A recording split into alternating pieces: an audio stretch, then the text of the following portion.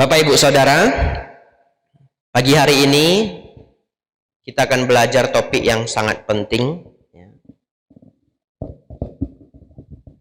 Secara garis besar kita akan belajar tiga hal. Yang pertama, sedikit memahami 31 alam kehidupan. Tapi tidak saya bahas detail, bahas kasar saja.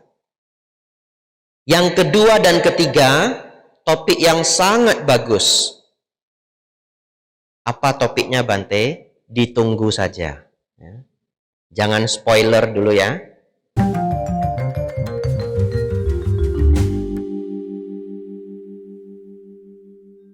Tapi luar biasa. Yang kedua dan ketiga itu yang layak sekali Bapak Ibu bawa pulang hari ini sebagai kebijaksanaan.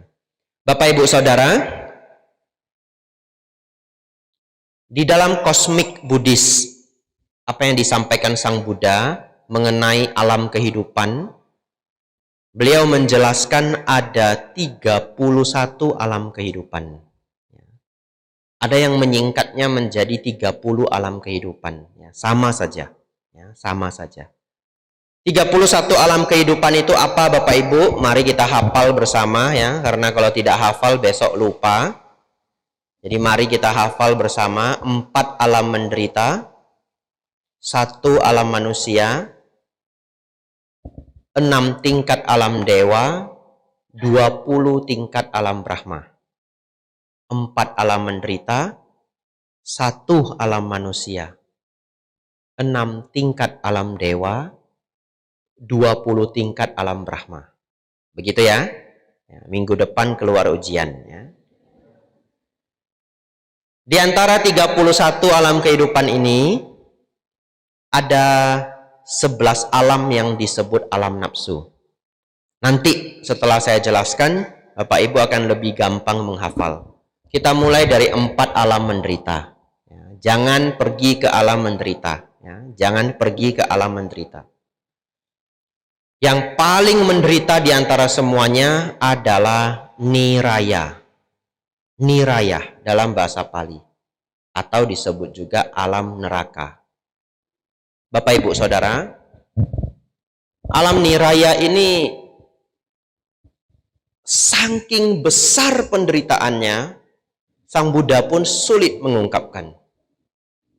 Jadi pernah satu ketika seorang umat Buddha datang ke beliau, lalu bertanya, "Bante, Sang Buddha, seberapa menderita di alam sana, di alam neraka?" Sang Buddha hanya menjawab, "Sangat menderita." Dia tanya lagi, "Tapi seberapa menderita, Bante?"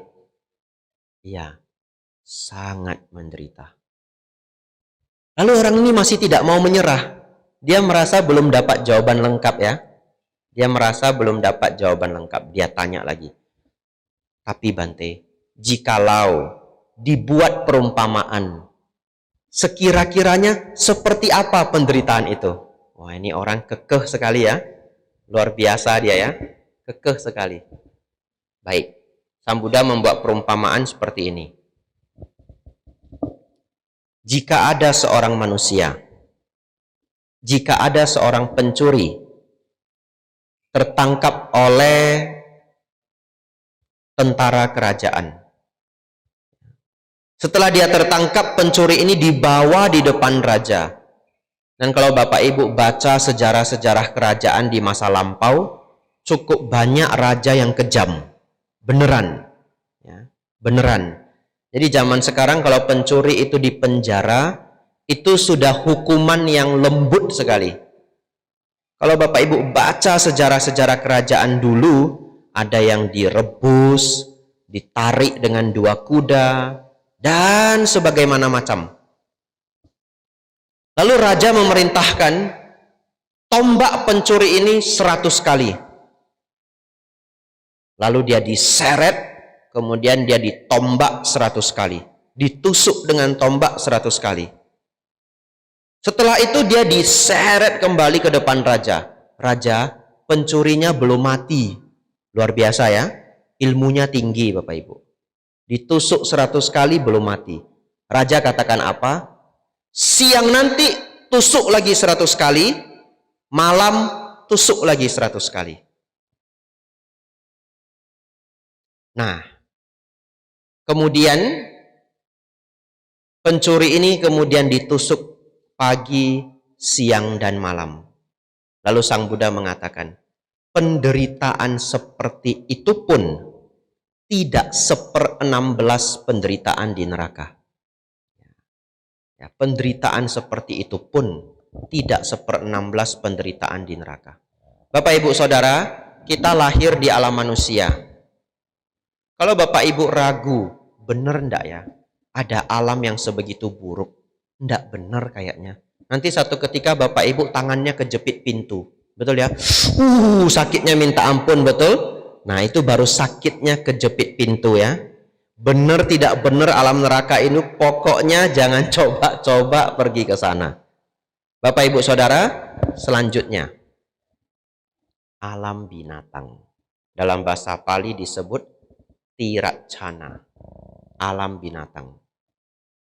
Alam binatang ini juga penuh dengan kesedihan Bapak Ibu ya. Bapak Ibu mungkin melihat banyak anak-anak binatang kalau masih kecil lucu begitu, tapi Bapak Ibu tidak tahu hidup mereka sebegitu kejam ya. Hidup mereka itu sebegitu kejam. Di alam binatang Bapak Ibu, apalagi mereka yang lahir sebagai santapan, dalam artian makhluk-makhluk kecil seperti kelinci, ayam ya. Kelinci dan ayam itu lemah sekali kalau dibandingkan dengan makhluk hutan lainnya. Dan mereka ya seperti makanan bagi pemangsa lain. Bapak Ibu perhatikan, kenapa burung ayam itu matanya satu di kanan, satu di kiri. Betul ya? Kita matanya di depan dua ini. Ayam ini satu di kanan, satu di kiri.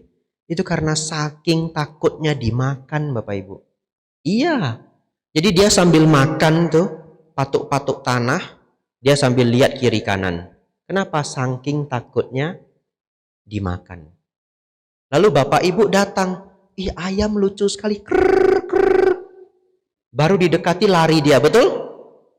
Bapak Ibu pelan-pelan lagi mau mendekat bawa jagung. Sini nak ada jagung. Nggak ngerti dia ya. Krrr, krrr. Lari dia. Setelah Bapak Ibu kejar 3 kali, Bapak Ibu bilang apa? Sombong sekali ayam ini. Padahal Bapak Ibu dia ukurannya cuma segini. Kita ukurannya 1,5 meter ke atas, betul? Itu dikejar sama monster Bapak Ibu ya. Kita mendekat itu, bayangkan kalau kita ayam itu makhluk sebesar itu, lihat. Lalu krrr, krrr gitu. Apa dia enggak kabur ya? Dia itu kabur. Yang tidak kabur itu yang sudah terlatih dari kecil deket sama manusia. Yang notabene bagi mereka manusia itu raksasa, betul ya? Iya, otomatis dia lari. Kenapa dia lari? Takut dimakan. Bapak Ibu mungkin ada yang berpikir, Bante, ada loh binatang hewan lahir sebagai anjing, hidupnya makmur sekali. Ada ya? Tidurnya AC, makannya daging import. Iya. Saya punya teman dulu yang senang sekali anjing. Kadang anjingnya ngambek Bapak Ibu, tidak mau makan. Tahu enggak kalau pas ngambek maunya apa? Maunya pizza Bapak Ibu. Luar biasa ini, iya. Dia kalau sudah ngambek dog food enggak mau dia. Maunya pizza. Lalu beneran dipesan pizza untuk dia makan ya. Nah, lalu naik mobil mewah. Itu jendela mobil diturunin sedikit. Nah, biar dia pas jalan-jalan lihat angin, lihat jalan. Tapi Bapak Ibu Saudara, mereka pun beberapa makhluk binatang yang masih ada karma baik yang cukup pun tidak bisa menjadi makhluk yang terlalu bahagia. Tidak bisa. Tahu kenapa? Satu, dia terlahir sebagai anjing. Kalau dia sakit, dia tidak bisa lapor. Betul ya? Dia hanya bisa diem saja. Entah sakit bagian mana, dia hanya bisa diem saja. Dia tidak bisa lapor. Lalu yang kedua, Bapak Ibu perhatikan. Kalau di rumah Bapak Ibu pelihara anjing, perhatikan. Cukup sering anjing itu ketika tidur itu terkejut-kejut. Nanti perhatikan. Itu karena kenapa? Karena di alam pikirannya itu masih terbawa buah-buah karma buruk. Kalau di kehidupan lampau dia banyak berbuat kebajikan, dia tidak terlahir sebagai binatang. Betul ya? Jadi banyak sekali kenangan-kenangan buruk, banyak sekali karma-karma buruk dilakukan, bahkan ketika tidur pun mereka tidak bisa tenang. Sang Buddha mengumpamakan mereka yang lahir di alam binatang itu seperti seseorang yang jalan jauh di padang pasir, jalan panas, tidak ada makanan, tidak ada minuman, ya. Haus, lapar, jalan tidak berhenti. Jalan tidak berhenti. Akhirnya jatuh ke satu lubang yang di dalamnya penuh dengan kotoran. Ya, itulah perumpamaan mereka yang lahir di alam binatang. Selanjutnya Bapak Ibu adalah alam peta. Peta sebenarnya artinya mendiang. Ya, jadi alam para mendiang. Di nama lainnya yang populer adalah alam hantu. Bapak Ibu Saudara, Sang Buddha mengumpamakan mereka yang lahir di alam hantu seperti orang yang berjalan di padang pasir, tempat yang kering, jalan tidak berhenti, berjalan, lapar, haus dan panas, kemudian menemukan pohon kecil. Lalu beristirahat di bawah pohon yang kecil ini. Pohon kecil Bapak Ibu, ya renungkan saja pohon cabai ya. Pohon kecil Bapak Ibu. Pertanyaan saya, masih lebih baik mana? Jatuh ke lubang kotoran atau istirahat di pohon kecil? Ada yang geleng-geleng, gak mau dua-duanya Bante gitu ya. Wah pinter juga ya, ini orang bijaksana yang jawab. Masih lebih baik alam hantu dibanding alam binatang. Jadi di antara alam-alam ini, neraka yang paling buruk, setelah itu alam binatang, setelah itu alam peta. Tapi tiga-tiga ini semua buruk, ya, disebut alam apaya atau alam yang penuh penderitaan. Yang keempat alam asura adalah sebenarnya adalah alam dewa, tetapi karena kebencian luar biasa, mereka senantiasa menderita. Ini juga terjadi pada manusia. Manusia itu sebenarnya sudah termasuk alam surga paling rendah. Iya betul, manusia adalah alam surga paling rendah. Tapi beberapa orang karena kebencian luar biasa, karena kemelekatan luar biasa, akhirnya menjadi error. Kita sebut orang dengan gangguan jiwa. Betul ya? Apakah dia bisa sebahagia manusia lainnya? Sudah tidak bisa. Ya, saya dulu belajar psikologi, praktek juga di rumah sakit jiwa. Ada yang nangis saja sepanjang hari. Coba, nangis saja sepanjang hari. Kami yang praktek di sana sampai kasihan. Kadang kami tanya, Bu, mau makan apa? Kok nangis terus?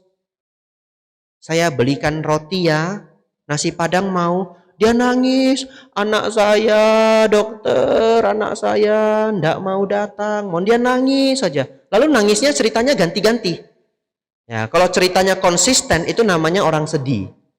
Karena ceritanya tidak konsisten itu namanya ODGJ sedang sedih. Betul ya? Ya, orang dengan gangguan jiwa. Itu sudah paling sopan bahasanya saat ini ya. Kalau salah bahasa katanya bisa disomasi. ODGJ. Bapak Ibu Saudara, selanjutnya 7 alam surga. Dalam bahasa Pali disebut sugati. 7 alam surga ini yang masih memiliki nafsu. 6 alam dewa, 1 alam manusia. 6 alam dewa disebut dewa loka dalam bahasa Pali. Dan 1 alam manusia. Manusia itu terdiri dari 2 kata Bapak Ibu, mano dan usa. Mano artinya batin, usa artinya unggul.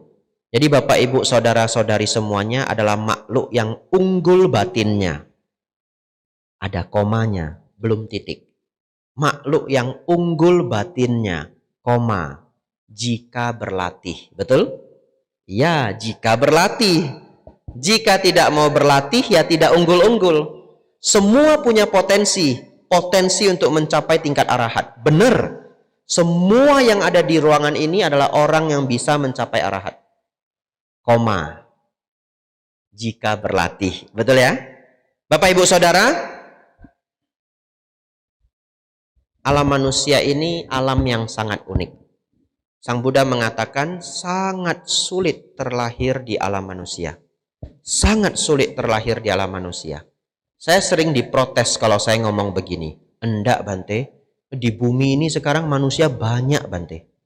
Apalagi kalau saya ngajar di Jakarta. Lihat Bante, sampai macet setiap hari. Bagaimana sulit lahir sebagai manusia Bante? Manusia sebanyak ini. Mungkin manusia saat ini lebih kurang 8 miliar. Mungkin ya. Nanti Bapak Ibu hitung lapor ke saya. 8 miliar banyak enggak Bapak Ibu? Banyak juga ya. Coba bandingkan dengan ikan di laut. Betul ya? Coba bandingkan dengan ikan di laut. Hitung saja ikan teri Bapak Ibu. Enggak usah ikan lain ya. Ikan teri saja di seluruh bumi ini enggak tahu berapa triliun. Nanti Bapak Ibu hitung lapor ke saya. Enggak ketemu ya. Saya mungkin sudah meninggal, hitungnya belum selesai. Kalau Bapak Ibu gali tanah di depan, 1 kubik saja, 1 kali 1 meter. Coba Bapak Ibu hitung, berapa banyak makhluk di dalam tanah 1 kali 1 meter kubik. Bayangkan. Kalau pas Bapak Ibu ketemu sarangnya rayap, nah hitung dah rayap itu satu-satu. Betul ya? Hitung dah. 1, 2, 3, hitung dah pelan-pelan ya. Ya, saya cuma bisa kasih semangat Bapak Ibu ya. Kalau kita bandingkan dengan yang terlihat saja, makhluk binatang yang terlihat saja, waduh, ndak ngerti lagi jumlahnya berapa. Ada seorang matematikawan mencoba memperkirakan, memprediksi jumlah semut. Nanti Bapak Ibu cek di Google ya. Nolnya banyak sekali. Nolnya banyak sekali. Bukan triliun lagi, bukan kuadriliun, lebih daripada itu. Kalau Bapak Ibu hitung semua makhluk binatang yang ada di bumi kita ini, ikan dan semuanya, 8 miliar jumlah manusia tidak ada apa-apanya. Betul Bapak Ibu? Tidak ada apa-apanya. 8 makhluk binatang itu bukan makhluk hidup. Hidup. Betul ya? Bapak Ibu ketemu sapi coba. Bapak Ibu lihat sapinya, ya hidup. Ya mereka ya punya perasaan ya. Kalau yang sudah jinak kita elus-elus ya dia seneng gitu. Kalau kita ganggu anaknya dia marah. Kenapa? Ya dia makhluk hidup Bapak Ibu ya. Itu baru yang tampak. Yang tidak tampak tidak tahu lagi, belum sensus ya. Ya, Bapak Ibu Saudara, sungguh sulit terlahir sebagai manusia. Ada satu perumpamaan Sang Buddha, dan ini sering umat Buddha hafal, tapi tidak tahu lengkapnya. Begitu ya? Nah, ini pelajaran saya sudah 20 menit. Ini Dhamma Desana ada jatahnya Bapak Ibu ya. Jadi saya sambil cek jam. Bapak Ibu, saya akan ungkapkan perumpamaan ini agar Bapak Ibu hafal. Karena cukup sering umat Buddha itu ingat perumpamaan kura-kura buta, betul ya? Tapi cerita lengkapnya seperti apa, lupa. Jadi Sang Buddha mengumpamakan terlahir sebagai manusia itu seperti ada seekor kura-kura yang buta. Setiap 100 tahun sekali, dia naik ke permukaan untuk mengambil nafas. Lalu dia turun lagi. 100 tahun, kepalanya naik sekali. Lalu di sisi lain, ada bongkahan kayu yang berlubang di tengahnya. Ini kayu melayang-layang di samudra Bapak Ibu. Melayang-layang di samudra yang begitu luas. 100 tahun sekali, kura-kura itu naik ke atas laut. Entah kapan, satu ketika, entah kapan, kura-kura itu pas mengambil nafas, pas masuk ke lubang dari bongkahan kayu itu. Ketika itu pas semua, lahirlah Bapak Ibu sebagai manusia. Nggak tahu itu sebetapa sulitnya, nggak tahu.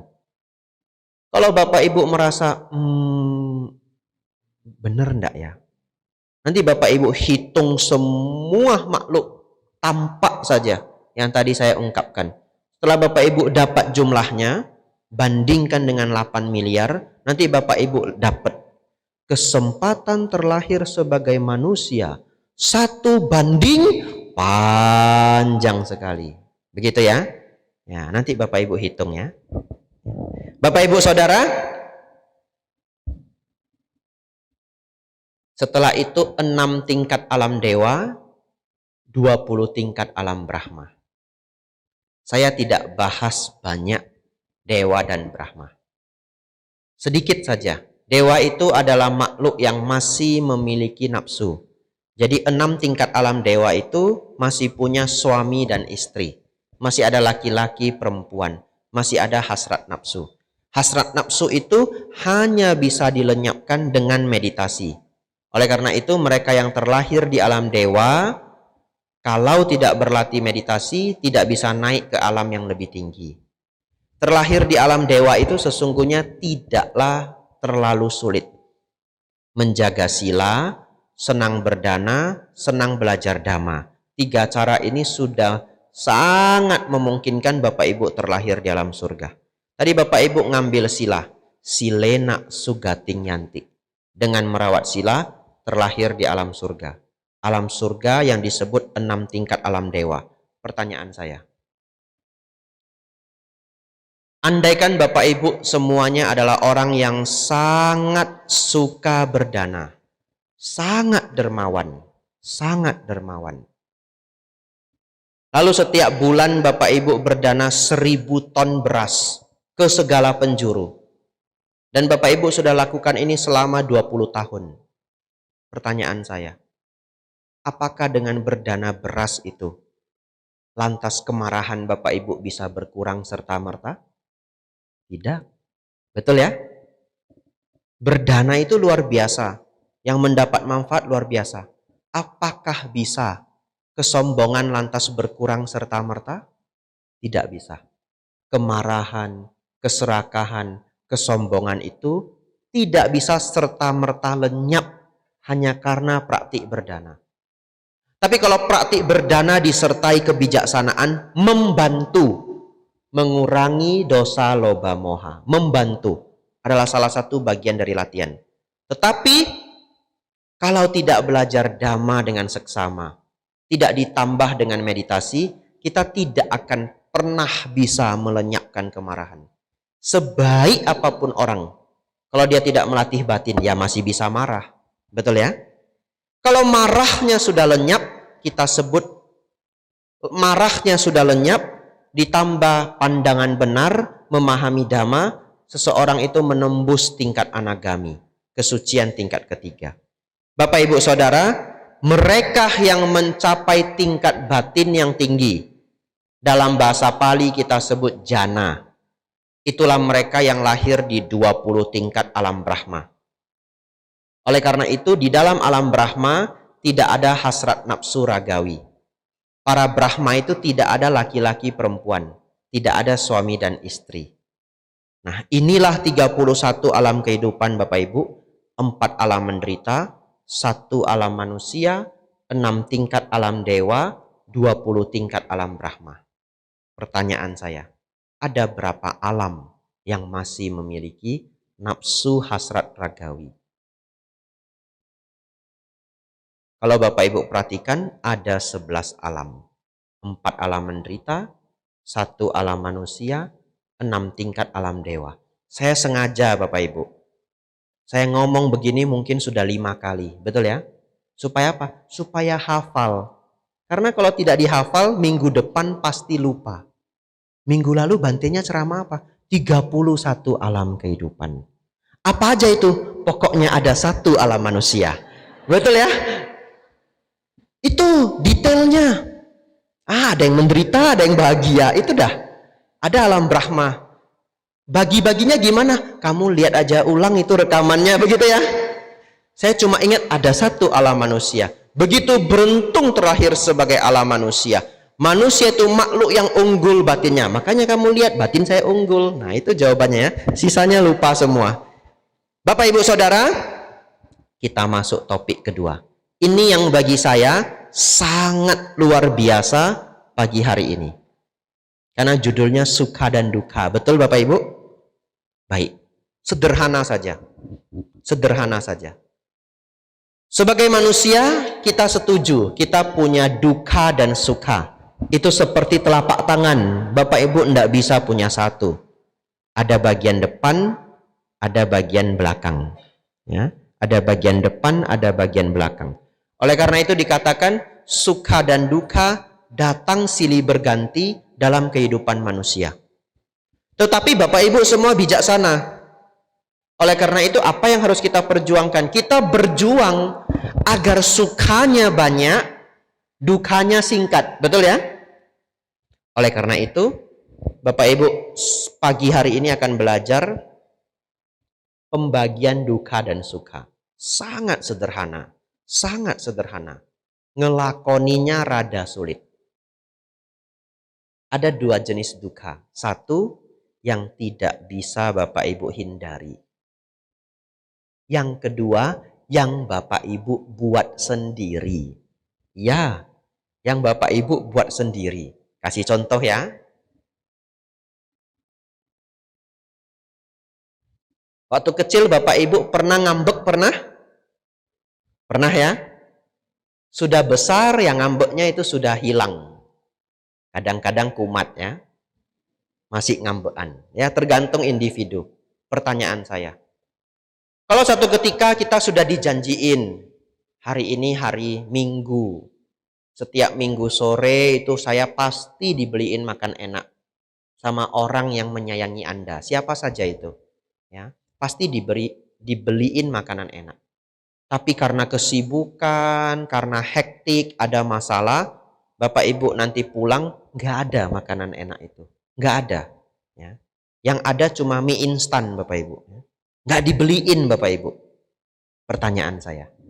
Ada tidak orang yang ngambek kalau situasinya begitu? Ada? Ada ya? Tapi ada nggak orang yang tidak ngambek? Ya ada juga, betul ya? Dia pulang, dia lihat nggak ada makanan, si A ngambek Bapak Ibu, si B biasa aja. Tapi ada loh si C, kenapa dia nggak beli makanan untuk saya ya?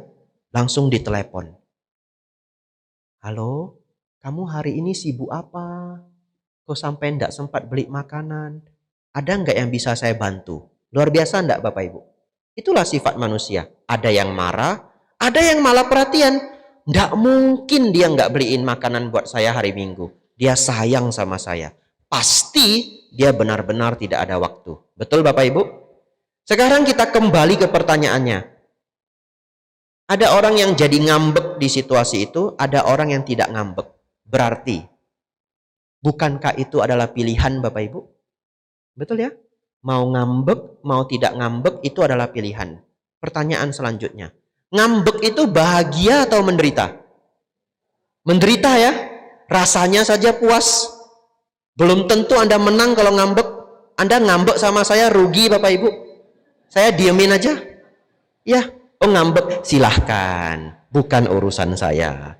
Sudah habis belum ngambeknya? Nah, saya pergi saja, enggak urusan saya. Kenapa? Ngambek itu kan hak masing-masing individu, betul ya? Tapi ngambeknya Anda tidak akan mempengaruhi saya. Kebahagiaan saya pun hak saya, ngambek Anda adalah hak Anda. Selama tidak mengganggu saya, betul ya? Kalau dia ngambeknya mukul tembok sampai kita enggak bisa tidur, itu namanya sudah ngambek ganggu orang. Ada orang ngambek nggak ganggu orang, dia tidur saja, nggak mau ngomong, boleh. Hak masing-masing individu, betul? Tapi jangan gara-gara ini nanti pasangan hidupnya ngambek, ngambil kalimat saya ya. Kamu ngambek, silahkan. Hak masing-masing individu. Kata Bante Abijato. Waduh gawat saya ya. Bapak Ibu Saudara, itu saya sebut sebagai duka yang Anda bikin sendiri. Satu ketika ada seseorang ya, bukan Bapak Ibu. Ini kan sudah mau tahun baru. Lalu satu ketika dia keluar rumah, dia buka pintu rumah. Tetangganya Bapak Ibu beli mobil baru untuk tahun baru.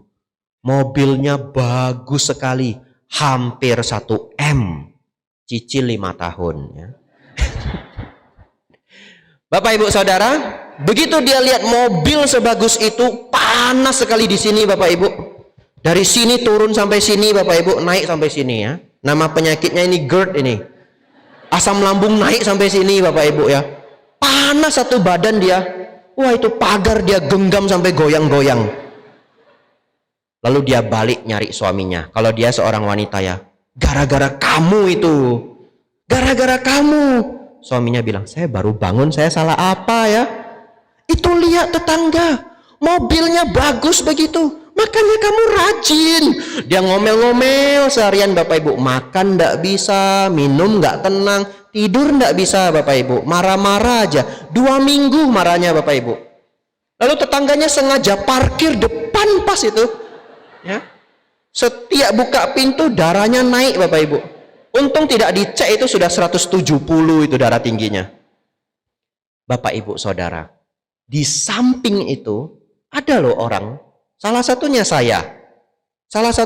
Silahkan Bapak Ibu tiru. Kalau karakter yang baik, sombong sedikit boleh, betul ya? Ya, karakter yang baik. Kalau saya buka pintu tetangga saya punya mobil baru, saya senang. Wah, tidak sia-sia ya, dia kerja pagi, siang, sore, malam. Betul Bapak Ibu? Ini keluarga rajin banget ini. Papa rajin, anak rajin, ya wajar punya mobil baru. Luar biasa.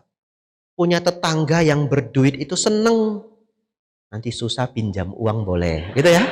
Udah seneng saya. Wah, ini mobil baru. Kalau saya pinjam uang dia nggak bisa ngelak lagi ini. Mobil aja baru ini. Kenapa kita harus gusar? Betul ya Bapak Ibu? Bapak Ibu Saudara. Kita kembali ke ibu yang uring-uringan 2 minggu tadi. Siapa yang membuat dirinya menderita? Diri sendiri. Itu kita sebut duka yang dia buat sendiri. Bapak Ibu Saudara, saya ingin sekali Bapak Ibu pulang dari sini, semua duka yang Bapak Ibu buat sendiri biasanya, hapus semuanya. Hapus semuanya. Mungkin Bapak Ibu akan mengurangi 60-70% duka Anda. Hapus semuanya. Bante, kadang-kadang Bante saya di kantor, nggak ada yang hargai saya. Bener Bante, mereka makan aja nggak ngajak saya. Itu duka yang Anda buat sendiri. Betul. Kalau Bapak Ibu di kantor, mereka semua makan tidak ajak Anda, berbahagialah. Anda bisa hemat. Betul. Ya, dulu saya jualan obat di Siantar. Pelanggan saya suka sekali makan Bapak Ibu. Dan mereka makan semuanya mahal. Saya kalau diajak saya stres Bapak Ibu. Betul. Nanti malam makan ya. Makan di mana? Itu seafood yang di samping jalan. Mati. Habislah 300.000. Betul ya? Makan sedikit, makan banyak, bayarnya sama. Bagi rata. Kalau laki-laki bagi rata Bapak Ibu. Ya. Makan sedikit, makan banyak, rata. Tak makan aja banyak-banyak ya. Ya gemuklah jadinya Bapak Ibu. Ya. Ya, biar untung Bapak Ibu ya, bayarnya rata. Bapak Ibu Saudara, di setiap keadaan, kalau itu adalah duka batin, catat ini ya, kalau itu adalah duka batin, itu Bapak Ibu yang buat sendiri. Duka batin itu adalah pilihan. Bahkan Sang Buddha mengatakan, walaupun tubuhku sakit, pikiran janganlah sakit. Nanti Bapak Ibu pulang renungkan. Kumpulkan sebanyak-banyaknya duka yang Bapak Ibu buat sendiri, hapus, hapus, hapus, hapus, hapus. Biasanya musuhnya gengsi. Gengsi Anda kurangin, kurangin, kurangin, kurangin. Terakhir untuk bagian ini. Duka lain yang Bapak Ibu atau orang lain buat sendiri, itu adalah tidak mau merawat sila. Ya, kalau kita pegang 5 sila, banyak duka yang kita tidak harus alami. Kalau seseorang mencuri, bisa ndak digebuk sama warga? Bisa? Bisa. Obatnya apa? Jangan ngambil barang yang bukan milik kita. Itu namanya tidak menambah duka secara bijaksana. Dan yang paling terasa adalah mereka yang minum minuman keras. Kalau sudah tahu minum minuman keras sampai mabuk, pulangnya jangan bawa motor, jangan bawa mobil sendiri. Itu namanya nyari penyakit. Itu sangat tidak bijaksana. Sudah tahu ini mabuk, jangan pulang naik kendaraan sendiri. Terus bagaimana? Pesan motor online, mobil online. Nah, oleh karena itu salah satu contoh, bukan kita semua ya. Umat Buddha tidak boleh minum minuman keras. Sila kelima. Tapi ini hanya contoh. Agar Bapak Ibu lihat jelas sekali orang itu nyari duka. Nah, dulu saya pernah dengar cerita ketika saya masih umat. Ada seseorang senang sekali minum. Setelah dia mabuk, dia mau pulang naik motor. Temannya semua cegat. Jangan, kami antar aja. Oh enggak, saya masih kuat, belum mabuk. Bapak Ibu tahu, sudah hampir dia pulang dekat rumah, masuk ke sungai Bapak Ibu. Beneran, masuk ke sungai. Tapi luar biasanya dia masih belum jerah. Tetap lagi minum.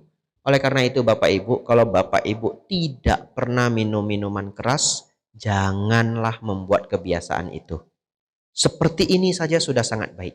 Ya. Janganlah minum minuman keras. Itu duka yang kita buat sendiri. Bapak Ibu Saudara,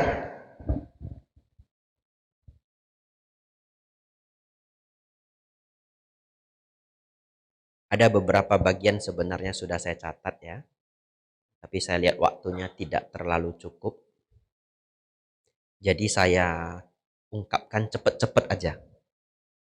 Saya catat di sini. Gelisah itu juga sebenarnya Bapak Ibu buat sendiri. Tapi melawannya sulit. Ya. Orang yang paling berhasil melawan gelisah itu adalah para astronot. Saya ceramah ini juga kemarin di Klungkung. Ya. Para astronot itu dilatih dengan simulasi yang berulang-ulang. Sehingga pada saat mereka berada pada misi, kalau roket itu dalam masalah, bahkan 1 menit terakhir akan meledak pun, mereka masih dengan sangat tenang mencari penyebabnya dan memperbaiki. Tapi ketenangan itu hadir dari simulasi yang berulang-ulang, Tahun yang lalu sepertinya, saya ceritakan teknik nafas masuk, nafas keluar. Atau Bapak Ibu nanti cari videonya di online. Bapak Ibu Saudara, saya ingin Bapak Ibu setiap kali gelisah, renungkanlah Dhamma. Nafas masuk, nafas keluar. Setelah Bapak Ibu mulai mengembangkan ketenangan, gelisah ini akan turun sedikit demi sedikit. Kegelisahan itu bisa dilatih. Kalau ibu-ibu yang di sini biasanya gelisah sekali kalau anaknya belum pulang. Ingat saja, setiap orang membawa karmanya masing-masing. Bapak Ibu gelisah pun tidak bisa bantu, betul ya? Biarkan anak Bapak Ibu kuat kok. Yang penting ketika dia pulang, ajarkan semua hal yang harus dia hindari. Kalau diberi minuman sama orang asing, jangan minum ya. Itu bisa loh, itu botol disuntik obat, nanti dia tutup lagi pakai label harga. Itu jangan minum ya. Diajari sebanyak-banyaknya ilmu agar dia kuat di luar sana. Setelah itu, tidak usah khawatir terlalu banyak. Gelisah Bapak Ibu turunkan pelan-pelan. Satu lagi adalah terlalu iba. Iya, kalau Bapak Ibu jadi manusia terlalu iba, Bapak Ibu juga akan gampang sekali menderita. Kalau Bapak Ibu ketemu orang yang menderita, dibantu. Tidak perlu terlalu iba. Saya beri contoh para dokter. Dokter itu luar biasa Bapak Ibu ya. Kalau kita tidak terbiasa sih kelihatannya aneh. Kita datang dalam keadaan seburuk apapun, kita sudah usus buntu sakitnya minta ampun. Itu dokter itu datang itu nanya dengan senyum Bapak Ibu. Betul ya? Kita sudah sakit sampai keringatan, wajah sudah hijau, itu dokter masih, "Selamat siang Pak, sakit yang mana?" Sudah tahu sakit di sini ya. Kenapa dia nggak bisa ikut merasakan sakit saya? Tidak bisa. Kalau dokter ikut merasakan sakitnya kita, dia nggak bisa kerja Bapak Ibu, betul ya? Datang orang kecelakaan, tangannya terbelah. "Aduh Pak, kasihan sekali tanganmu, kenapa?" Lalu tangannya gemetar, dia nggak bisa kerja. Yang perlu bagi seorang dokter adalah apa? Ketenangan dan membantu. Secepat-cepatnya dengan sigap dia berikan obat. Kalau luka dia bersihkan luka. Dia tidak bisa ikut terlalu sakit merasakan kita. Tidak bisa. Tapi apakah dokter itu ada empati? Ada. ya. Kalau datang pasiennya gawat darurat, mereka juga punya empati. Tapi mereka tidak larut dalam kesedihan itu, tidak larut dalam ketakutan itu. Mereka sebagai dokter harus ngobatin pasien. Jadilah orang seperti itu Bapak Ibu. Dalam Dhamma kita sebut UPK. Kalau Bapak Ibu di masyarakat lihat orang yang perlu dibantu, dibantu. Iba saja tidak cukup. Tapi kalau Bapak Ibu terlalu iba, sampai sedih berlarut-larut, pertanyaan saya, kesedihan yang berlarut-larut itu duka atau suka? Duka, betul? Dan Sang Buddha mengatakan semua duka adalah kotoran batin. Ya, semua duka adalah kotoran batin. Jadi ikut bersedih berlarut-larut adalah kotoran batin. Terus bagaimana? Boleh Bapak Ibu empati, tunjukkan wajah berempati. Lalu bantu orangnya. Umat Buddha mengembangkan metta, karuna, mudita, dan upekha. Metta karuna adalah membantu, mudita adalah tidak cemburu, senang melihat kebahagiaan orang. Upekha, tenang seimbang. Bapak Ibu Saudara, ini semua bagian mengenai duka. Ada yang tidak bisa kita cegah, yaitu sakit, tua dan mati, lapar, haus, sesak buang air, itu tidak bisa kita cegah. Tapi ada duka yang kita buat sendiri. Sebaliknya suka juga begitu. Ada suka yang kita kembangkan sendiri. Suka yang kita kembangkan sendiri Bapak Ibu melalui belajar Dhamma dan bermeditasi. 45 menit sudah Dhamma Desana saya Bapak Ibu. Kita bahas mengenai suka di lain kesempatan. Ya. Tetapi tidak sulit. Suka yang Bapak Ibu kembangkan sendiri adalah belajar Dhamma dan bermeditasi. Penuh kebahagiaan Bapak Ibu. Pagi hari ini kita berkumpul belajar Dhamma. 45 menit itu panjang sekali. Banyak Dhamma yang Bapak Ibu dapat. Semoga Bapak Ibu bawa untuk waktu yang lama. Semoga Bapak Ibu Saudara senantiasa maju dalam Dhamma, maju dalam kehidupan.